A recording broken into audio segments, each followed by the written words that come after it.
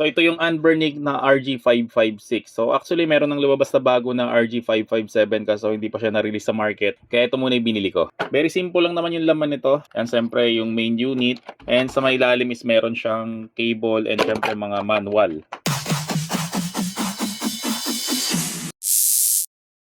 So ang nabili natin is itong color blue na transparent. Yan, ganda ng pagkaka-transparent niya. So sa may harapan niya, syempre yung kanyang mga buttons. So nandito yung dalawang analog, then D-pad. Then ang layout niya is parang sa Nintendo Switch. Yan, so YX, BA, no? So baliktad siya sa Xbox. Tapos dito meron tayo ditong R button. Tapos ito yung home and back button. Tapos dito yung select and start na button. So mamaya makikita nyo kung para saan ba tong R button na to. Tapos sa may taas niya, meron siyang power button. Syempre volume plus, minus. Tapos itong LED light niya. Then LB, RB, RT, LT. Tapos sa may likod niya makikita nyo ito yung pinaka-fan. Yan, para hindi uminit agad yung device, no? So makikita nyo, kitang-kita yung nasa loob. Nakakatuwa talaga guys, no, kapag transparent yung device. So pagpasensyahan nyo na yan, yung mga mark na yan kasi pasmado yung kamay ko. So dito sa may ilalim, syempre meron tayong saksakan na micro SD. And USB Type-C, syempre meron rin ditong 3.5mm jack para sa may headphone. Okay, so i-on na natin siya. Isa sa pinakamagandang feature talaga nito is yung kanyang screen. Kasi yung screen niya guys is AMOLED screen, no? So ito guys yung mga nasa flagship na phone like Samsung. So hindi natin masasabi na retro handheld to kasi nga Android siya eh. Yan, makikita nyo na meron siyang Chrome, meron siyang photos, and syempre meron siyang Play Store, no? So any games from the Play Store ay pwede nyo malaro dito like Roblox, at ako naman nilalaro ko dito is itong Diablo Immortal. Okay, so pwede rin kayo mag-install dito ng mga any app na gusto nyo kasi nga meron siyang Play Store. So pwede kayo mag-install dito ng FB, pwede kayo mag-install dito ng Messenger. So lahat ng pwede nyo gawin dyan sa may cellphone nyo is pwede nyo rin siyang gawin dito. So nilagyan lang siya guys ng gamepad. So ang screen niya guys is 5.5 inches. Kaya makikita nyo sa kanyang model is RG556. So ang ibig sabihin nun guys is 5.5 inches. Ito naman guys is RG28XX. So ang ibig sabihin nun guys, no, yung screen niya is 2.8 inches, no. So ganun guys magpangalan ng Anbernic. So bago natin guys i-test yung kanyang emulator, no. So ito papakita ko sa inyo yung mga kaya niyang gawin dito sa may Diablo Immortal, no. So i-open natin siya. So ang Diablo Immortal guys is isa to sa mga mabibigat talaga na games sa Play Store. So makikita nyo dito guys na hindi supported ng Diablo yung ating controller, no. Pero ang ginagandaan kasi dito guys, no, ito papakita ko sa inyo. Ayan, i-swipe down ko lang to. Tapos dito may nakalagay key map, turn on ko lang siya. Ayan, makikita nyo guys na pwede mong i-mapping yung mga button, no. So sa mga games na hindi compatible dito sa may controller nito, pwede mo siyang i-mapping, no, na-adjust yan eh. Yan, tapos ito na-adjust yan. So lahat yan guys na-adjust. So kapag na-adjust mo na siya guys, no, pwede mong i-switch on na siya, tapos i-X mo na siya. And yan, gagalaw na siya. Yan yung kinagandahan ng itong device na to, no. So sa Diablo medyo nahihirapan siya kasi ang settings niya is hanggang 30 FPS lang siya.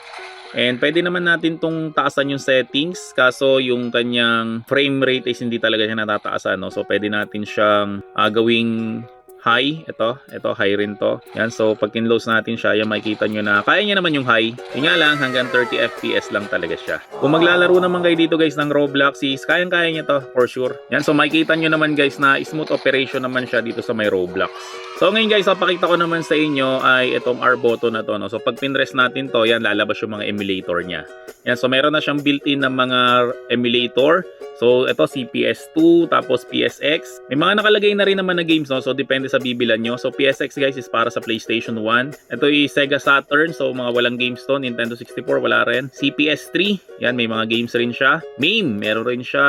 Game Boy Color, wala siyang game. So Dreamcast, wala rin siya. Neo Geo Pocket, so ito mayroon na siya mga games na kasama. Naomi, PS2, yan, so meron rin siya guys, no. So ang isa sa mga mahirap i-emulate talaga ng mga ganito is yung PS2. So try natin guys na laruin tong PS2. Laruin natin guys yung God of War 2. Yan, so load lang natin siya. Din ito. Yan, makikita nyo na kayang-kaya niya naman yung PS2. Yan, kasi isa to guys sa mga pinakamahirap talaga na i-emulate. So ngayon try naman natin mag-emulate ng PSP. So i-load na lang natin kasi guys ito sa mga pinakamahirap rin na i-emulate talaga.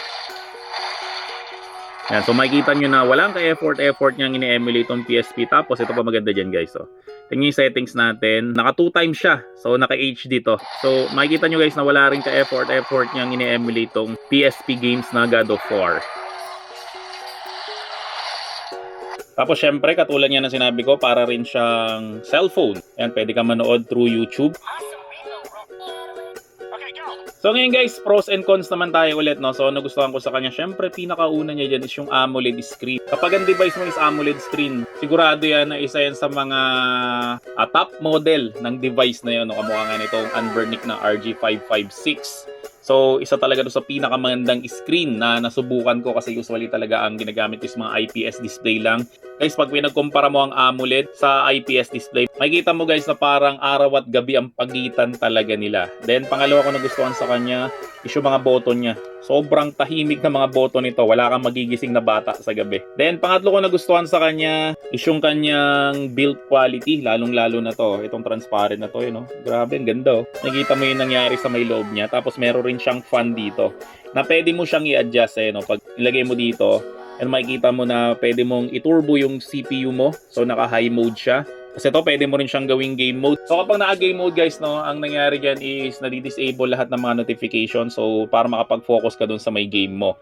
Tapos, isa pa nga sa maganda sa kanya is pwede kang mag-mapping ng key. Kasi ibang games talaga, guys, is hindi gumagana. Controls nito, no? So, pag hindi siya gumagana, guys, no, pwede mo siyang i-mapping. Kamukha nga ng ginawa natin kanina sa may Diablo. Isa pa sa nagustuhan ko sa kanya, itong analog niya. Kung nakapaglaro ka na, guys, ng Nintendo Switch. So, ganun na ganun, guys, yung analog nito. Yan, maiksi lang siya. Tapos, alam ko, Hall effect to, eh. So, ibig sabihin, guys, ng Hall effect, hindi siya nagdi-drift. Diba? Kasi sakit yan usually ng mga analog na ganito, lalo na sa may Nintendo Switch, nagdi-drift yung ganito. Ghost movement, yung kusa na lang gumagalaw yung games mo. And last na nagustuhan ko sa kanya, guys, yung kanyang ergonomic. Nakita nyo itong umbok na to. Nung nakita ko to, sabi ko, parang pangit naman ito. Ba't may ganito pa? Dinerecho na lang na ganun.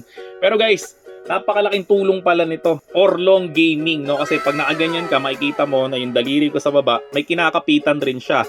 Eh kapag maigsi to, ang nangyari, yung daliri ko nakapatong na ganyan, kaya yung pinky finger natin is nangangawit. So ito hindi. Sa lahat guys ng gaming handheld na nahawakan ko na ganito, ito yung pinaka-komportable sa lahat. Kasi meron ako dati ng Odin, kaso diretso nga siya, eh. So yung pinky ko nga nakapatong na ganyan, kaya darating ang point na mangangawit ka talaga. Ang pinaka-last na nagustuhan ko sa kanya is yung kanyang button, itong R button na to. So meron na talaga siyang built-in na mga emulator. Etong nabili ko, ha, ewan ko lang sa ibang mabibili kung meron talaga siyang built-in na emulator. Kaya hindi ka na mahihirapan guys mag-setup. So ang gagawin mo na lang dito is lalagyan mo na lang siya ng mga rooms na gusto mo at malalaro mo na kaagad siya dito. So ang isa lang sa mga hindi ko nagustuhan sa kanya is etong kanyang texture na to, no? Kasi problema to, sa mga pasmadong kamukha ko yan, no? Kapag hinawakan namin yung mga ganito, is namamasma talaga yung kamay namin, no? So better na bumili tayo nito, itong takip na to, para kahit na nagpapawis yung kamay natin ay hindi papasok dun sa loob yung